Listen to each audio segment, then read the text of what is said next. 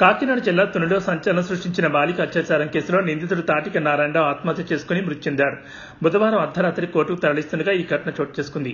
Minor బాలిక అత్యాచారం కేసులో అరెస్టైన నారాయణరావును తొని రూరల్ పోలీస్ స్టేషన్ నుంచి కోర్టుకు తీసుకెళ్తుండగా మధ్యలో బహిర్భూమికి వెళ్తానని చెప్పి పట్టణ శివారులోని కోమటి చెరువులో దూకినట్లు పోలీసులు తెలిపారు. గజ ఈతగాళ్ల సాయంతో గాలింపు చర్యలు చేపట్టగా చెరువులో నిందితుడి మృతదేహం లభ్యమైంది. మనవరాలి వయసున్న బాలికపై నారాయణరావు అఘాయిత్యానికి పాల్పడ్డాడు.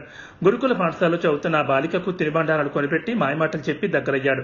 తాను ఆమెకు తాతనని పాఠశాల సిబ్బందిని నమ్మబలికాడు.